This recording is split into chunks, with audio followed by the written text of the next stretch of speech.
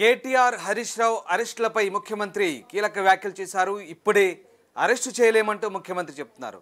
కీలక ఆధారాలు సాక్ష్యాధారాలు ఉంటేనే అరెస్టులు చేస్తామన్న ముఖ్యమంత్రి ఒకవేళ అవి లేకుండా అరెస్ట్ చేస్తే బెయిల్పై వస్తారంటూ వ్యాఖ్యానించడం ఆసక్తి రేపుతుంది. సో మొత్తం మీద ముఖ్యమంత్రి ఢిల్లీ పర్యటనలో భాగంగా మీడియా ప్రతినిధులతో చిట్చాట్ నిర్వహించారు. ఇక రాహుల్ గాంధీతో తనకున్న అనుబంధాన్ని కూడా ఆయన ప్రత్యేకంగా చెప్పుకొచ్చారు. ఎవరు పాయింట్అవుట్ చేయాల్సిన అవసరం లేదు, తెలియని వాళ్ళు ఏదో మాట్లాడితే తాను పట్టించుకోనన్నారు. అలాగే మంత్రివర్గ విస్తరణకు సంబంధించి కూడా ఆయన కీలక వ్యాఖ్యలు చేశారు. బహుశా ఇప్పట్లో లేనట్లే అనే అంశాన్ని సూచనప్రాయంగా చెప్పారు. అదంతా అధిష్టానం చూసుకుంటుందన్నారు. మరోవైపు రిజర్వేషన్ల అంశం, ఇక వర్గీకరణ అంశంపై కూడా ముఖ్యమంత్రి స్పందించారు. సో మొత్తం మీద ఇక కోర్టు సూచనలకు అనుగుణంగానే తాము నడుచుకుంటున్నామని, అవసరమైతే కోర్టుకు వెళ్లేందుకు కూడా వెసులుబాటు ఉందంటూ ఆయన చెప్తున్నారు. సో ఓవరాల్గా ముఖ్యమంత్రి చిట్చాట్ సందర్భంగా కొన్ని ఆసక్తికర వ్యాఖ్యలు అయితే చేశారు. అటు ప్రతిపక్ష పార్టీకి సంబంధించి, అలాగే మరోవైపు ఎమ్మెల్యేల విందు సమావేశాల గురించి కూడా ఆయన మాట్లాడారు. కేవలం సరదాగా ఎమ్మెల్యేలు పార్టీ చేసుకున్నారంటూ మాత్రమే చెప్పుకొచ్చారు. ఒక ఎమ్మెల్యే పిలిస్తే మిగతా ఎమ్మెల్యేలంతా కూడా వెళ్ళి అసమ్మతి కూడగట్టే పరిస్థితి లేదన్నారు. సో ఓవరాల్గా ఇక ముఖ్యమంత్రి అనేక కీలక అంశాలపై చిట్చాట్ సందర్భంగా మీడియా ప్రతినిధులతో తన అభిప్రాయాలను షేర్ చేసుకున్నారు. మా కొలీగ్ విజయ్ జైన్ అవుతున్నారు. విజయ్, ముఖ్యంగా ముఖ్యమంత్రి చిట్చాట్ సందర్భంగా అనేక కీలక అంశాలపై స్పందించారు. ప్రధానంగా ఈ కేటీఆర్ హరీష్ రావు అరెస్టుకు సంబంధించి ఆయన చేసిన కామెంట్స్ అయితే చాలా ఇంట్రెస్టింగ్గా ఉన్నాయి. ఏమన్నారు ముఖ్యమంత్రి? వీళ్ళ అరెస్టుకు సంబంధించి ఎట్లాంటి వ్యాఖ్యలు చేశారు? ఢిల్లీ పర్యటనలో ఉన్నటువంటి సీఎం రేవంత్ రెడ్డి శుక్రవారం మీడియాతో ఇష్టాగోష్ఠిగా చాలా విషయాలు అయితే వెల్లడించారు. ప్రతిపక్ష నేతల పైన కేసులు, అలాగే అరెస్టుల విషయంలో చట్ట ప్రకారం నడుచుకుంటామని చెప్పేసి కూడా ఇప్పటికే సీఎం రేవంత్ రెడ్డి అయితే చెప్పారు. కేటీఆర్ హరీష్ రావు అరెస్టుకు ఇప్పుడే తొందర ఏమీ లేదని చెప్పేసి కూడా అన్నారు. అర్జెంట్ గా అరెస్టు చేసి జైల్లో వేయాలన్న యోచన తనకు లేదని కూడా చెప్పారు. ఫార్ములా ఈ రేసు కేసులో లండన్ కంపెనీకి నోటీస్ ఇచ్చామని, వారు టైం అడిగారని, వారి స్టేట్మెంట్ రికార్డు చేసిన తర్వాత ఆ యొక్క పర్యవసానాలు ఉంటాయని చెప్పేసి కూడా తెలిపారు. కేటీఆర్ అరెస్టు ఆగిపోవడం పైన మాట్లాడుతూ పకడ్బందీగా ఆధారాలు లేకుండా అరెస్టు చేస్తే, ఒకవేళ వాళ్ళు కనుక అరెస్ట్ అయితే కేటీఆర్ గానీ మిగతా ఇతర ఆ కేసులో ఉన్న వాళ్ళు అరెస్ట్ అయితే బెయిల్ పైన వాళ్ళు బయటికి వస్తారని చెప్పేసి కూడా వివరించారు. పార్టీ ఫిరాయింపుల పైన సుప్రీంకోర్టు ఏమి చెబుతుందో చూస్తామని చెప్పేసి కూడా వ్యాఖ్యానించారు రామదాస్. రైట్. అలాగే ఇక్కడ ముఖ్యంగా ఇటు పార్టీకి సంబంధించి ఇటు అంటే హైకమాండ్ పెద్దలతో కలిసారా, రాహుల్ గాంధీ అపాయింట్మెంట్ కోరారా అన్నప్పుడు అలాంటిది ఏం లేదన్నారు. రాహుల్ గాంధీతో తనకున్న అనుబంధం గురించి కూడా ఆయన క్లియర్గా చెప్పారు. అలాగే మంత్రివర్గ విస్తరణ అంశానికి సంబంధించి కూడా ఎలాంటి వ్యాఖ్యలు చేశారు ముఖ్యమంత్రి?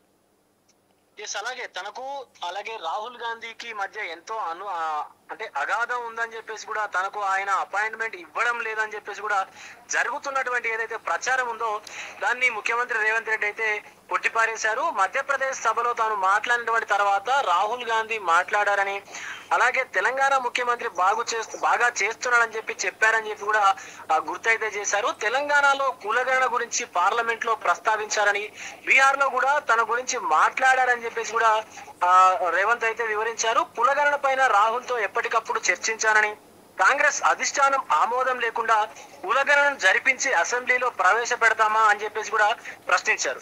అయితే రాహుల్ తో తనకున్నటువంటి సన్నిహిత సంబంధాల గురించి చెప్పుకోవాల్సినటువంటి అవసరం లేదని, గతంలో చంద్రబాబు నాయుడుతో పనిచేసినప్పుడు కూడా ఆయన తనపై ఆగ్రహంతో ఉన్నారని చెప్పేసి కూడా ప్రచారం చేశారని చెప్పేసి కూడా తప్పుపట్టారు రామదాస్.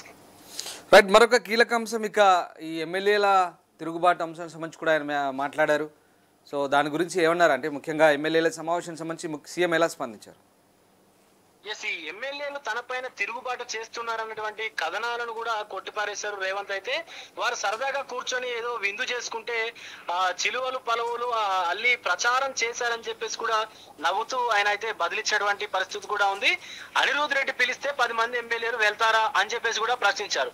అయితే నారాయణపూర్ రిజర్వాయర్ నుంచి మహబూబ్ నగర్ వరకు నీటి కోసం కర్ణాటక ప్రభుత్వంతో మాట్లాడేందుకు జూపల్లి కృష్ణారావును జూపల్లి కృష్ణారావుకు లెటర్ ఇచ్చి తానే బెంగళూరు పంపానని చెప్పేసి కూడా చెప్పారు.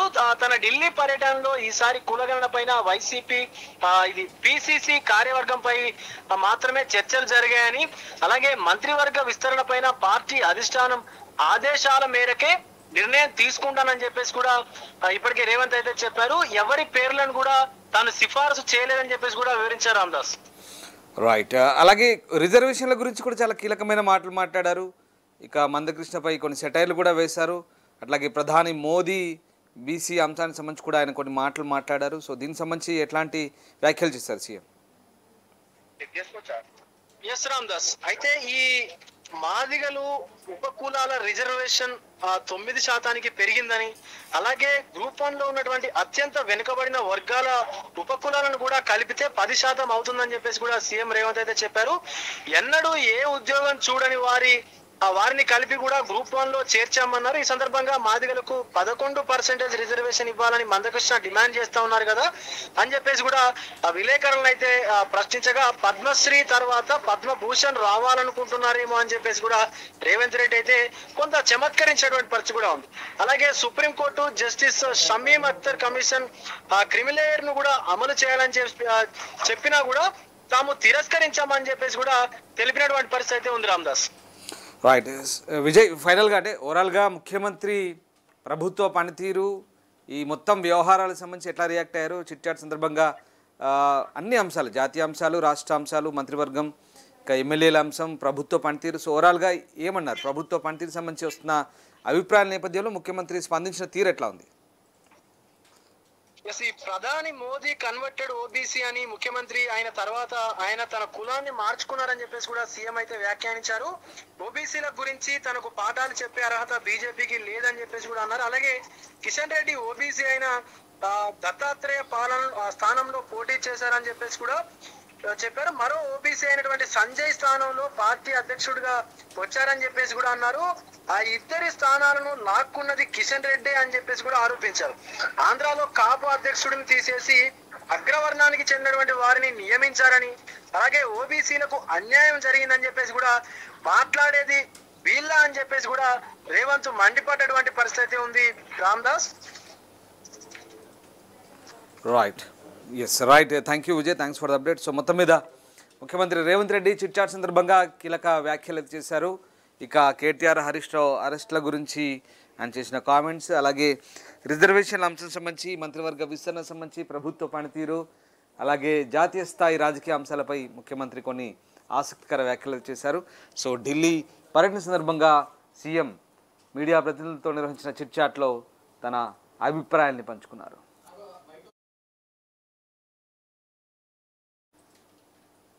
సీఎం వ్యాఖ్యలు ఓవైపు, సీఎం వ్యాఖ్యల నేపథ్యంలో మరోవైపు ఎమ్మెల్యే అనిరుద్ రెడ్డి, ముఖ్యంగా ఎమ్మెల్యేల సమావేశానికి సంబంధించి ఆయన కొన్ని కామెంట్ చేశారు. ఇటు సీఎం మాత్రం అనిరుద్ రెడ్డి పిలిస్తే ఎమ్మెల్యేలు వెళ్తారా అంటూ ఆయన ఢిల్లీలో చేసిన కామెంట్స్, తర్వాత ఈ అంశంపై కూడా ఎమ్మెల్యే అనిరుద్ రెడ్డి కూడా స్పందించారు. ఇక ఎమ్మెల్యేల సమావేశానికి సంబంధించి ఆయన మాట్లాడిన అంశానికి సంబంధించి ఒకసారి ఆయన ఏం మాట్లాడారో చూద్దాం. నా పోరాటం రైతుల కోసం, నా పోరాటం అన్యాయం జరిగిన దళితుల గురించి, నా పోరాటం అన్యాయం జరిగిన మా ఎస్పీ సోదరుడు. నేను ఒక మూవీ చూస్తుంటాను, చిరంజీవి మూవీ ఖైదీ నెంబర్ 150. దాంట్లో రైతుల భూములు ధనవంతులు లాక్కుంటుంటే చిరంజీవి గారు కుట్టాడాలంటే ఆయన మీద తప్పుడు ఆరోపణలు చేసి జైలు పంపిస్తారు. ఇక్కడ కూడా అదే జరుగుతుంది. నేను కూడా మీ మీడియా వాళ్ళని ఒకటే కోరుకుంటున్నాను, మీ మీడియా అటెన్షన్ ఎక్కడ పోవాలో అక్కడికి వెళ్ళండి, రైతుల కోసం పోరాడండి. నేను కూడా ఆ మూవీలో ఎట్లయితే జరిగిందో, ఆయన ఆ రోజు వాటర్ ట్యాంక్ లో కూర్చొని మీడియా వస్తే అప్పుడు బయటికి ఆ ఇష్యూ అనేది బయటికి వచ్చింది. ఎందుకంటే కొంతమంది ధనవంతులు కావాలని మీడియాకి రాకుండా, అది కాకుండా మిమ్మల్ని కూడా కొంతమంది బెదిరిస్తారు. కాబట్టి ఎవరికి భయపడకుండా ఆ ఎస్టీ సోదరులకి న్యాయం జరిగేటట్టు, మీకు నాకన్నా బాగా మీకే తెలుసు అది ఎక్కడ ఏం జరుగుతున్నది. ఖచ్చితంగా మిమ్మల్ని అందరినీ ఒకటే కోరుకుంటున్నాను, వాళ్ళ కోసము, న్యాయం కోసము మీడియా వాళ్ళు వాళ్ళకి సపోర్ట్ చేయండి. నా గురించి కాదు, వాళ్ళ గురించి కొట్టాడని చెప్పి తెలియజేస్తాను. ప్రపంచంలో ఏ మూల ఏ క్షణం ఏం జరుగుతుందో వేగంగా తెలుసుకోవడానికి తొలి వెలుగు వాట్సాప్ ఛానల్ని ఫాలో చేయండి.